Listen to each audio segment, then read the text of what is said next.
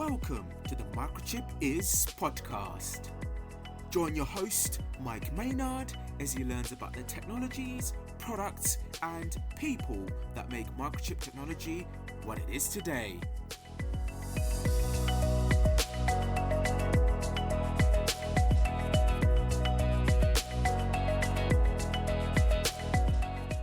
Welcome to the Microchip Is podcast.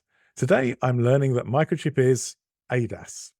I'm joined by Martin Klewe. Martin is the Senior Staff Segment Manager, Automotive Europe at Microchip. Welcome to the podcast, Martin. Hello, good to meet you. It's great to have you on the podcast.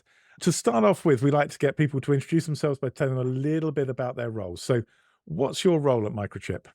So that's good. I'm working in sales in Microchip.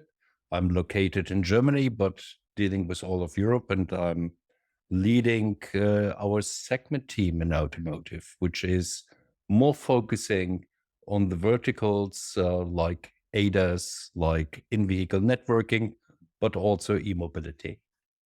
So automotive segment sales, that's not a business unit as such at Microchip. I mean, does this mean you don't make any products? No, I'm definitely working in sales with our team, but we are working extremely close with the business units. And the idea is really to understand the verticals, the applications at the customers, and work with our business units to define the right solution and hopefully to the right time. That sounds great. That sounds like that's, kind of a better way of helping business units sell products than maybe just, selling what they make. So you're actually helping define products now, are you? Yes, we are feeding back what we learn from our customers. We're working very close with our customers, for example, on things like a high-performance computer for automotive, or a sensor or a lighting product, and really understand the whole application and work with various business units to work on that, even to populate it with products we already have, which is in very few cases, or really work with them to tailor the products to the right thing. And just take an example. We take an Ethernet switch, we put the requirements in which are needed, that it's not getting too big, not getting too small, talking with other business units to get the timing device on that, to get, for example, the PMIC for the power on that as well. And we try to define it that it is one application in this case and can be used by the customer directly like it is. That's fascinating. I mean, it seems that unlike a conventional business unit making products, you're actually really focused on understanding the customer's application almost more than you are focused on understanding Microchip's products. That's absolutely right. So we try to understand the application to get the right products tailored for that, because all our customers always tell you we are paying only for things what we need and not for a lot of features we don't need. And so that's what we are doing. And in terms of the market that you're really focused on, it's this, massive amount of technology that's coming into automated driving. Is that right? I think automated driving is one thing which drives it. It's more or less the big thing which is called software-defined car, which is coming up at the moment. It's not only that it supports automated driving, but it's also supporting functions on demand, also services which are provided here, because the car makers want to earn money with services as well now in future.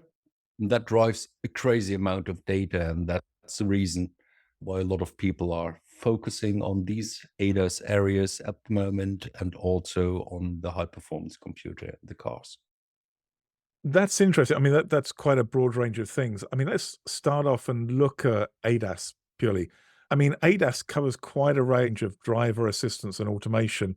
So perhaps you could explain, Martin, a little bit about the different levels of ADAS that there are. I think there are 5 main levels of ADAS defined here. I'm not counting level 0 because that means nothing. But I think if we start with level 1, that is at least one single automated system in the cars. Most of our cars are a step ahead now. So they are mostly level 2, which means the car can perform steering and acceleration, for example. The next step would be level 3, which is conditional automation, which means the vehicle can control most of the driving tasks. You still have to have your hands on the wheel. I think that's needed here. The next thing is level 4, which is high automation. That means the vehicle is performing all the driving tasks, but under certain conditions. As an example, only on motorways. Yeah, that could be an option. And the last one, this is of course the final thing, is full automation, that the vehicle performs all driving tasks under all conditions, which means it doesn't need a driver anymore. And that's interesting. I mean, I've just come back from San Francisco. I saw the Waymo cars, doing effectively full self-driving around the city. Are we all going to be sat in fully automated cars and have self-driving cars in the future? Or do you see a slightly different future for automotive?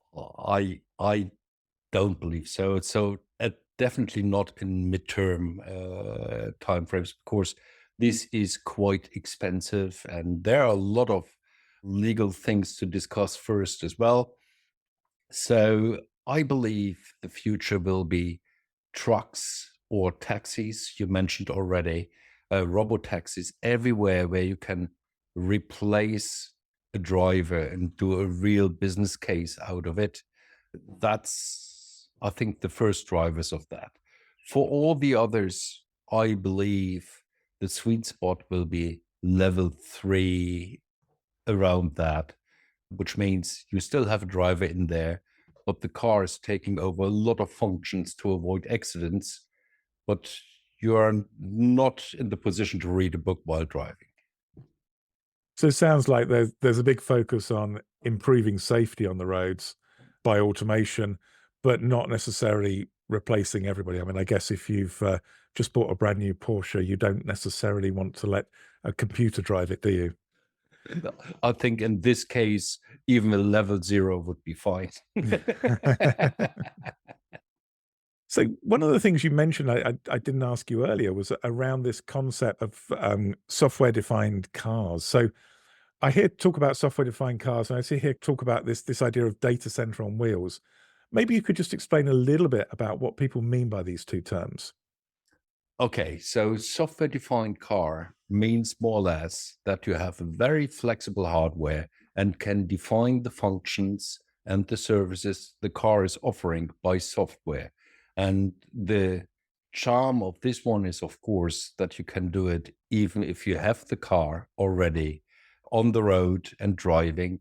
And one of the good ideas is, of course, to make it more future-proof, that you can keep it for a longer time in future.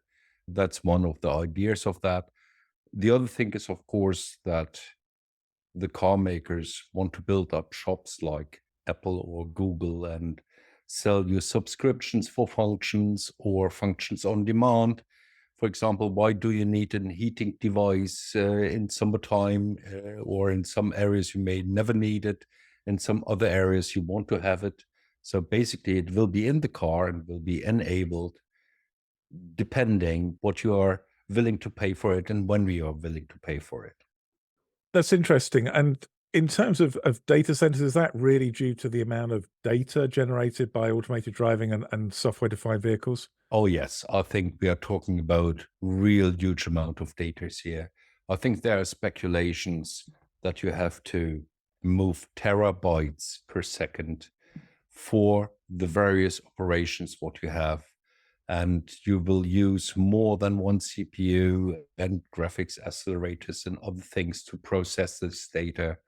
So definitely you need something which is much more powerful than everything you have at the moment. And so how's Microchip helping on this? What are the products you're providing to help move and process this data? So what we are definitely not doing is, of course, the CPUs and the GPUs themselves. These are other players who are in this area, and we are not. But what we are really good at is supplying you with all the network and the connectivity, because all these things have to move, as I said, a terabyte of data in worst case. And we can offer really the most complete portfolio on every sorts of network technology, talking from Ethernet, from 10 megabit going to multi-gigabit, or connectivity like PCI Express, which we converted to get it used in the car and to transfer the knowledge we learned from data centers to automotive in this case here. So I think that's maybe the strengths what we have. Of course, I'm sure we will find other things around that to support it. As I mentioned before, PIMX, clocking devices, maybe little microcontrollers for housekeeping and things like that. But the main focus here is really to get the data from point A to point B in this system. And there we are quite well prepared.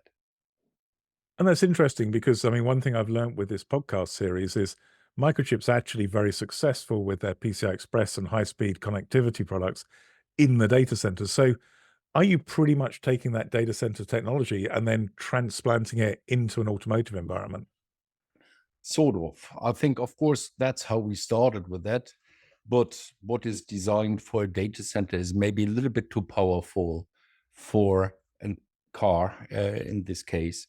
So we took what we know about doing the right switch, for example, and then we spec'd it down in one space or cutted it down to a smaller version of it, designed it directly to automotive rules, try more to find the sweet spot of the price, because the data center guys are buying different volumes and have different ideas about what things are allowed to cost than the car makers.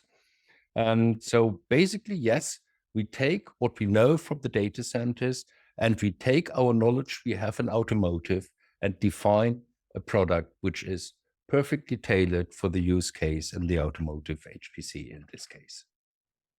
That sounds like that's actually quite a complex process of taking something and then effectively reimagining it so that it suits the needs of the automotive companies. Sounds like you're quite busy doing that.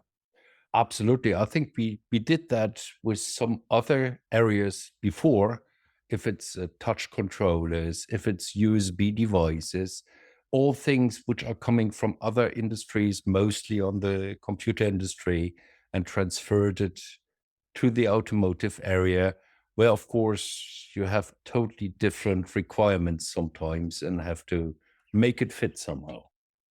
That sounds fascinating. I'd like to move on. There's another term I've heard around automotive systems, zonal architectures. What does this mean, and how does Microchip help engineers implement zonal architectures? Okay, yeah, that's really exciting. To make all these software-defined vehicle work, you need a totally different EE infrastructure in the cars.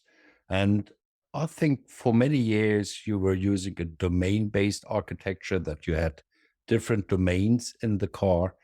But this is in full transition now to the zonal architecture, which basically means you have one HPC, one high performance computer, as more or less the brain of the car. You have defined zones where you have zonal ECUs which are supporting the HPC in this case. And then you break it down to the edges, like in a data center. The edges are more or less taking care about sensors, actuators, and everything. The idea is really to have one sort of calculation cloud in your car, which is flexible. That means if you have calculation power somewhere else and it's needed in a different zone, you can even transfer it to various zones. And that's a quite interesting new architecture, and this did not work with the old domain-based architecture. I think the next transition, of course, is that everything is migrating more in the direction of Ethernet to replace all the legacy buses you have in the car, to have the possibility to have one protocol over the whole car to connect the various zones. I think that is quite needed really to transfer the amount of data which is needed, as we discussed before. That's fascinating how they've changed the architecture of the car to make better use of the processing. I'm interested as we move towards that edge. You mentioned sensors, and obviously in cars with high levels of ADAS, there's a lot of sensors. Is Microchip involved in connecting those sensors as well? Absolutely. So I think here for the sensors and the actuators, we are talking about more the 10 megabit Ethernet, which we are building up, and with various versions of that, including intelligent endpoints, which help the customer to say, keep away the integration of a stack because everything is in there. On the other hand, for high-speed sensors like radar, LiDAR, or especially cameras, we are working on other protocols, which are, for example, automotive SerDes. This is something which is used for the cameras where you really need much bigger bandwidth, like 8 or 16 gigabyte. So, I mean, we've talked a lot about very high performance products. I mean, historically, cars maybe didn't have the highest performance electronics. Is it difficult to actually be able to offer automotive qualification for some of these high-end products? And how does Microchip manage to do it? Yeah, I think that's the good thing. As you know, we are working in many areas of technology, which is data centers, which is computers, which is automotive. And so we know how to design or use automotive design rules also for these high performance devices. And that's exactly what we do. We take the knowledge we have from automotive design to fulfill the automotive requirements and really take the knowledge we have tapped from the technology from the other areas and create devices from the beginning according to automotive design rules, which are fitting in automotive. Sounds like there's been a lot of experience actually gone into being able to create these automotive qualified parts. Oh, absolutely. I think it's more than 20 years now, and this is definitely not an easy task. Absolutely. I mean, looking at, the automotive business as a whole, I mean, the introduction of software-defined cars and also ADAS, I mean, how important is that overall to Microchip? Is that really a big growth area? Oh, yes, that's one of the real big growth areas. As you know, we defined 5 megatrends where we believe the development will be much faster than the rest of the market. And ADAS and e-mobility are 2 of our megatrends we defined. But just to give you an example, I think roughly 15 years ago, the average content of electronics in a car was a value of $50. Now we are crossing very soon the $1,000 line in average per car. So you can imagine this is really a growth area which we really like, how to say, to participate in. I love that. Martin, this has been fascinating. It's been a really interesting introduction to Microchip and what you're doing in terms of this high-end data processing in cars. Before I let you go, I know you're very busy. We just have a couple of quick questions, we like to ask. And I mean, the first one is, what's the best engineering advice you could give to listeners to the podcast? Well, I think since this is a huge increase in complexity, what we see at the moment, it is really a good idea to work with other peers here in the market and not try to reinvent the wheel, which is maybe already existing, because this is something we see quite often at the moment. And we believe it would be a good idea to sit together and try to avoid that. That sounds like very sensible and very good advice, particularly where, that there are partners with that expertise. Just finally, I mean, I think maybe it would be worth you summing up What would be the one thing you'd want people listening to the podcast to remember about Microchip and what you do within the ADAS market? What do I want them to remember? Well, as I said, I think we are really here to help you to solve your problems, and we have a lot to offer, especially in the areas we mentioned before. So I would love to work with everybody in this field who is interested in ADAS in automotive. That sounds good. That's really positive. I mean, if there is someone listening who's in the ADAS field or working with software-defined vehicles, how could they get more information and find out more about what Microchip does? I think a good start would be to directly look into our webpage. We have the right sections here. And also, you can find a lot of contacts, and we are really keen to help you. That sounds like a good idea. Martin, thank you so much for your time and explaining what Microchip does in the world of ADAS. Thank you very much. It was a pleasure. Thanks for listening to the Microchip Is podcast. Please follow us on your favorite podcast platform to keep learning about the many technologies, products, and people that make Microchip what it is today. Look out for our upcoming Microchip Is podcasts and our new Beyond the Microchip podcast series.